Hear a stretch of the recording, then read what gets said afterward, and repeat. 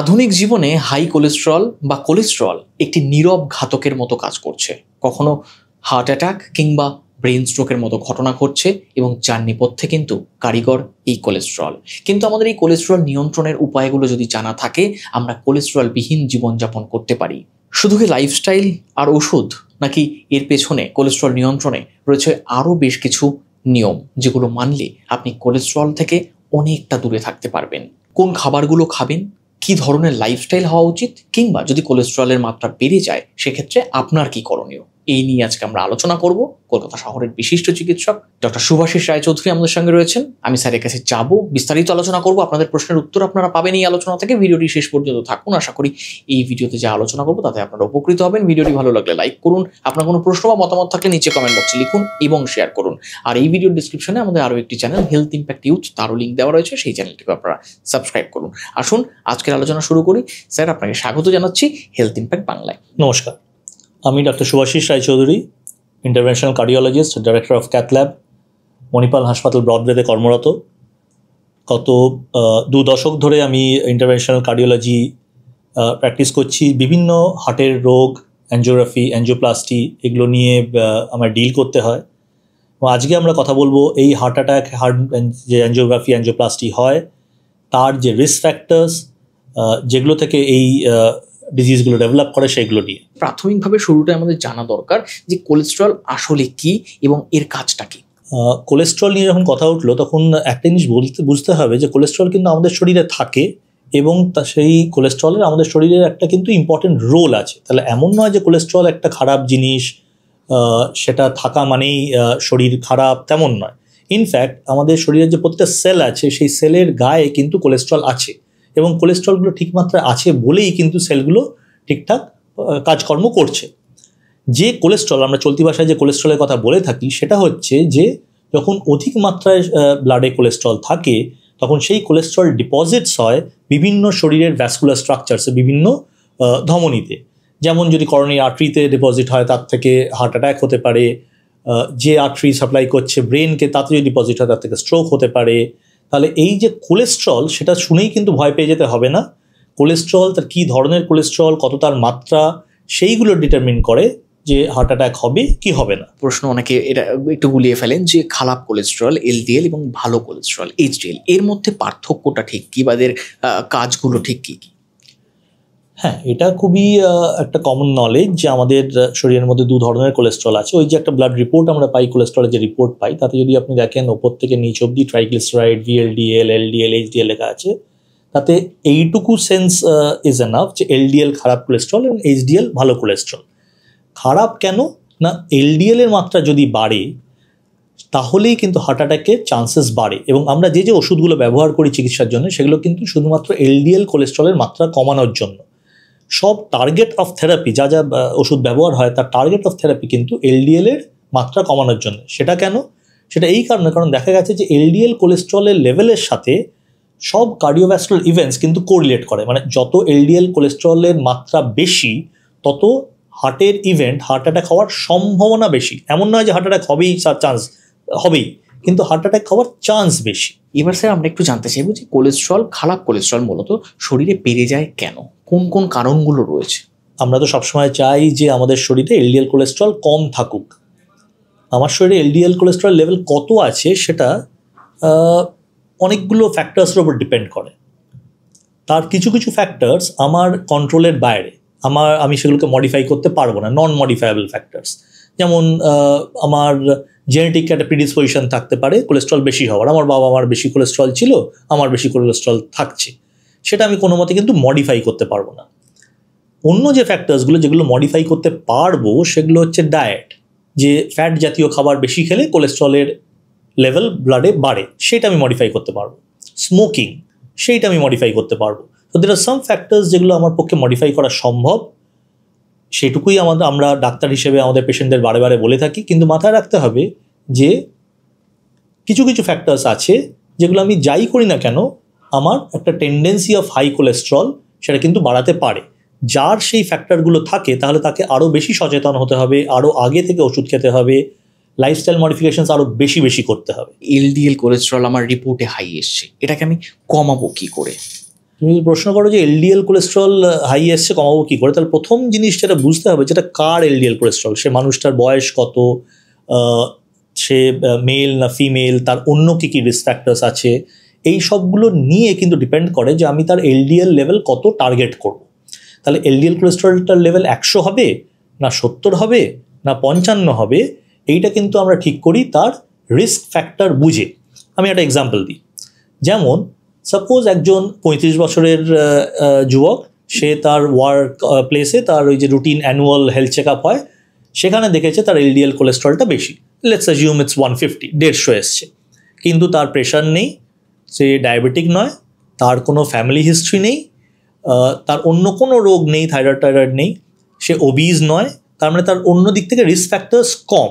তাহলে এর ক্ষেত্রে আমরা এলডিএল টার্গেটটা একটু ল্যাক্স, আর একটু আমরা থ্রেশহোল্ড কম রাখবো, হয়তো 100 হলেই আমরা খুশি।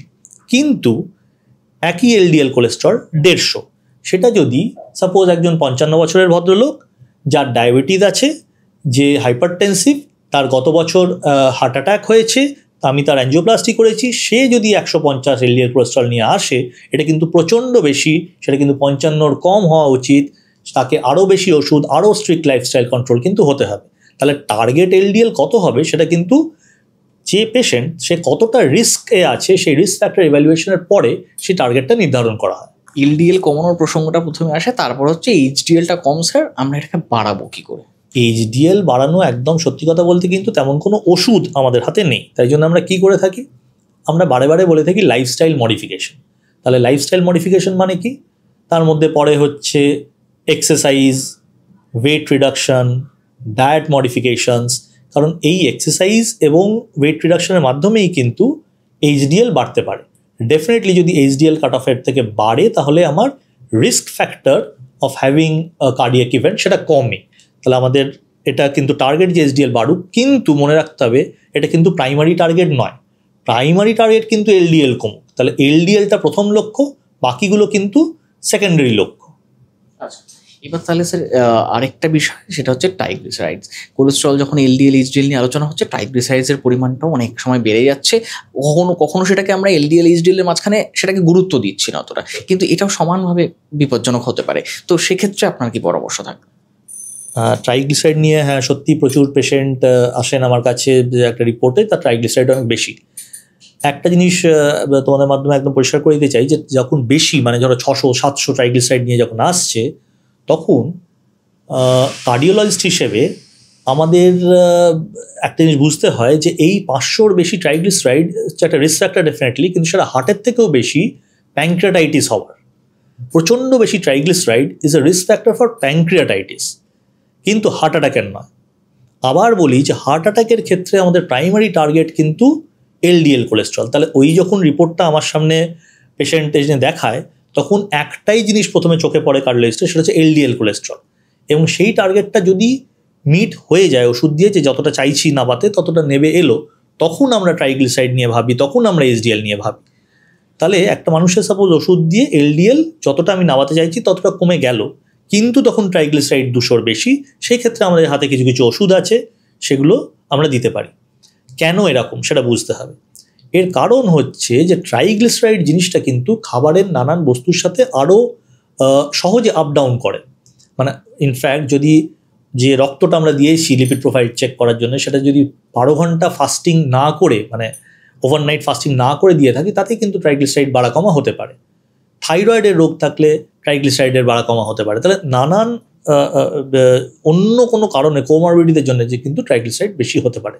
তাহলে ট্রাইগ্লিসারাইড বেশি, সাপোজ একজন মানুষের অন্য কোনো রোগ নেই, শুধুমাত্র ট্রাইগ্লিসারাইড বেশি এবং সেটা 500-600 এরম একটা লেভেলে, তার আরও বেশি ভয় প্যানক্রিয়াটাইটিসের রাদার দ্যান হার্ট অ্যাটাকের। স্যার আপনি এটা বলছিলেন যে মানে এইচডিএল, এলডিএল বা ট্রাইগ্লিসারাইডস যে কোনো ক্ষেত্রে খাওয়া দাওয়ার একটা বড় ভূমিকা রয়েছে, আমাদের ফুড হ্যাবিটস। তাহলে আমরা স্যার এখানে খাওয়া দাওয়ার ভূমিকাটা কীরকম হওয়া উচিত? কী ধরনের একটা প্রাথমিকভাবে যদি আমরা বলি যে কী ধরনের খাওয়া দাওয়ায় আমাদের অভ্যস্ত হতে হবে? অবশ্যই ডায়েটারি মডিফিকেশনস, খাওয়া দাওয়া, এগুলো তো আমাদের অ্যাডভাইসের একটা মেজর পার্ট, কিন্তু আবার বলি যে এই অ্যাডভাইসগুলো ভ্যারি করে ফ্রম পার্সন টু পার্সন। তাহলে ওই একজন 35 বছরের ছেলে যার অন্য কোনো রিস্ক ফ্যাক্টর নেই, তার যে অ্যাডভাইস হবে ডেফিনেটলি ওই 55 বছরের ভদ্রলোকের যার হার্ট অ্যাটাক হয়েছে গত বছর, তার সেরকম হবে না। এইটা মাথায় রেখে নিউট্রিশনিস্ট যারা আমাদের সাথে কাজ করে তারা কিন্তু ডায়েট প্ল্যানস তৈরি করে। এর মধ্যে অনেকগুলো প্রশ্ন থাকে, আমি জানি খুব কমন প্রশ্ন থাকে যে তেল কতটা খাবো, ডিম খাবো কিনা, রেড মিট খাওয়া যাবে কিনা, এবং মানে একদম খুব সংক্ষেপে যদি বলা যায় তাহলে হার্টের জন্যে প্রয়োজনীয়, হার্টের জন্যে ভালো যে ডায়েট আমরা বলে থাকি তার মধ্যে তেলের পরিমাণ যতটা কম করা যায় ততটা ভালো। কোন ধরনের তেল সেটার থেকেও ইম্পর্টেন্ট হচ্ছে তেলের পরিমাণ। তাহলে হ্যাঁ, অনেকেই আমাকে জিজ্ঞেস করেন যে সর্ষের তেল খাবো না সাদা তেল খাবো, সাদা তেল খেলে কোন ধরনের তেল, কিন্তু তার অ্যাডভাইস উড বি যে কোন ধরনের তেলের থেকেও আরও বেশি ইম্পর্টেন্ট হচ্ছে কতটা তেল। যতটা তেল আমরা কম করতে পারবো ততটা বোধহয় ভালো।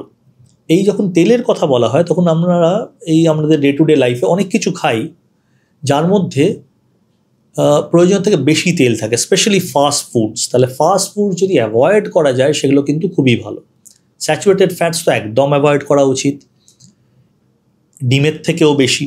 ইনফ্যাক্ট আমার তো মনে হয় যে ডিম বস্তুটা অকারণে বড্ড বেশি ইনক্রিমিনেটেড হয়ে গেছে ইন কার্ডিওলজি। তার থেকে আরও অনেক অন্য জিনিস কিন্তু আমরা খাই যাতে ফ্যাট কন্টেন্ট, কোলেস্টেরল কন্টেন্ট অনেক বেশি বেশি থাকে। স্যার, এবার একটা বিষয় হচ্ছে ইয়ং অ্যাডাল্টস মানে তরুণ প্রজন্মের মধ্যে হার্ট অ্যাটাকের প্রবণতা বা স্ট্রোকের প্রবণতা বাড়ছে। এখানে স্যার আপনি একটা বলছেন যে খাদ্যাভ্যাস তো একটা কারণ অবশ্যই, তার সঙ্গে ঘুমের অনিয়ম, বিভিন্ন রকম শিফটসে কাজ করতে হয় এবং মানসিক স্ট্রেস, মেন্টাল স্ট্রেস। তো এগুলো নিয়ন্ত্রণ যদি সম্ভব হয় তাহলে কি মনে হয় যে এই সংখ্যাটা আমরা অনেকটা কমিয়ে আনতে পারি? এবং যদি সম্ভব হয় তাহলে সেটা কিভাবে করা উচিত? এই যে একটা ওয়ার্কলোড বা একটা মানসিক পরিস্থিতি, স্ট্রেস বা ঘুমের অনিয়মটা, এটার নিয়ন্ত্রণটা কিভাবে সম্ভব একজন কার্ডিওলজিস্ট হিসেবে আপনি কি মনে করেন? অল্প বয়স্ক লোকেদের মধ্যে হার্টের সমস্যা, ইনফ্যাক্ট হার্ট অ্যাটাক বাড়ছে, এটা নিয়ে কোনো সন্দেহ নেই। এবং যা যা কারণ অলরেডি তুমি বললে, এই কারণগুলো আমাদের জানা। প্রশ্নটা খুব জটিল যে সেগুলোকে আমরা ঠিক করব কি করে। তা আমার তো মনে হয় যে জানা হচ্ছে প্রথম স্টেপ, যে আমরা জানলাম এইগুলো হচ্ছে রিস্ক ফ্যাক্টর, যেখানে আমাদের লাইফে স্ট্রেস, যেখানে ওয়ার্ক আওয়ার্সগুলো ঠিক নয়, যেখানে খাদ্য যে আমরা ফলো করছি সকাল থেকে রাত অবধি তার মধ্যে অনেক বেশি cholesterol, saturated fats, junk foods বেশি। এইটা যে আমরা জানলাম, এই যে সচেতন হলাম, যদি সচেতনতা ঠিকঠাক হতে পারে তাহলে নিজেই চেষ্টা করতে পারি সেগুলো যতটা কমার। এর সাথে আরেকটা জিনিস রিলেটেড যেটা আমরা এখানে উল্লেখ করলাম না, সেটা হচ্ছে যে গত কিছু বছরের মধ্যে ওবেসিটি কিন্তু প্রচণ্ড বেশি বেড়েছে, specially in the young population. তাহলে আজকাল 20 ঘরে 30 ঘরে কিন্তু ছেলে মেয়েদের দেখবে যাদের ওয়েস্ট হিপ রেশিও, যাদের বিএমআই কিন্তু আজ থেকে 30 বছর আগের 20 বছর 30 বছরের থেকে দেখা যায় বেশি। তার কারণ অনেক কিছু হতে পারে, সেটা খাদ্য বা আমাদের যে ডায়েট মডিফিকেশনস হয়েছে লাস্ট 2-3 দশকের, সেটাই হয়তো মেন কারণ। কিন্তু এই যে ওবেসিটি ডেভেলপ করেছে, that is contributing to increased cardiac problems. তার জন্য কিন্তু হার্টের সমস্যা, হার্ট অ্যাটাকের টেন্ডেন্সিস বেড়েছে। সেই ওবেসিটি কমানোর জন্যে exercise, some form of sports, সেটা স্কুলে হোক, কলেজে হোক বা কাজের মধ্যে হোক, সেটার মধ্যে যদি ইনভলভ করা যায় নিজেকে, তাহলে কিন্তু অনেকটা আমরা এগিয়ে থাকবো ডায়েটারি অ্যান্ড লাইফস্টাইল মডিফিকেশনসের চ্যাপ্টারে। আচ্ছা, এখানে অনেকটা একটা প্রশ্ন আসে যে অনেক সময় ভুল ডায়েট নির্বাচন এবং কিছু ফুড সাপ্লিমেন্টসের ব্যবহার বাড়ছে, তো সেগুলো কি মানে যথাযথ, নাকি সেগুলোই অনেক ক্ষেত্রে হৃদরোগের ঝুঁকিটা বাড়িয়ে দিচ্ছে? এটা নিয়ে অনেকগুলো মিথ ছড়িয়ে ছিটিয়ে আছে, আপনি যদি একটু ধারণাটা স্পষ্ট করেন। হ্যাঁ, মানে মিথ পুরোটা বলা উচিত নয়, কারণ সত্যি প্রোটিন সাপ্লিমেন্টস এবং এক্সটেন্সিভ ওয়ার্কআউট ট্রেনিং, সেইগুলো থেকে বিভিন্ন রকমের হার্টের সমস্যা কিন্তু আমরা দেখি।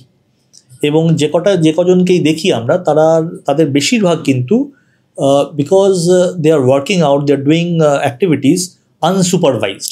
তাহলে কিছুটা হয়তো এখান থেকে পড়ে, কিছুটা হয়তো কিছু ইউটিউব ভিডিও দেখে সে কিছুটা শিখে, কিছুটা ডায়েট ফলো করছে, কিছুটা ট্রেনিং করছে, যেটা একসাথে মিলিয়ে মিশিয়ে ব্যাপারটাকে দেখা হচ্ছে না। তাহলে যে amount of suppose weight training, যে ইন্টেন্সিভ ওয়ার্কআউট যদি করতে হয়, তার কত পরিমাণ এক্সট্রা প্রোটিন লাগবে, সেইটা যে একজন নিউট্রিশনিস্ট বা যে একজন ট্রেন্ড ফিজিক্যাল ট্রেনার যে আছে তাকে কনসাল্ট করেই করা উচিত। আনকনসাল্টেড নিজের থেকে এক্সেসিভ প্রোটিন ডায়েট যেগুলো পাওয়া যায়, প্রোটিন সাপ্লিমেন্টস নেওয়া কিন্তু উচিত নয়। ক্যালোরি এনহ্যান্সিং যে ড্রিঙ্কসগুলো পাওয়া যায় সেগুলো কিন্তু নেওয়া উচিত নয়, কারণ সেই ড্রিঙ্কসের সাথে রিলেটেড কার্ডিয়াক ইভেন্টস কিন্তু বিভিন্ন সময় রিপোর্টেড হয়েছে যে তার থেকে কার্ডিয়াক ইভেন্টস হচ্ছে।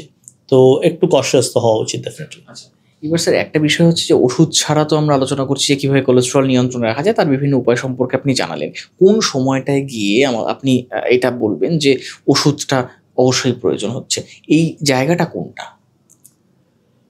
ওষুধ তো কেউই দেখুন আমরা খেতে চাই না, কে চায় যে ওষুধ খেয়ে সারা জীবন চলবে, কিন্তু তার জন্যে একটা ট্রেড অফ করতে হবে। যে যখন কার্ডিওলজিস্ট হিসেবে আমি বলছি যে লাইফস্টাইল মডিফিকেশন, সেই লাইফস্টাইল মডিফিকেশনটা ফলো করতে হবে। তার মধ্যে যদি আধ ঘন্টা সকালবেলা হাঁটা 5 দিন, এটা যদি সেই রুটিনের মধ্যে পড়ে, তাহলে সেটাকে ফলো করতে হবে।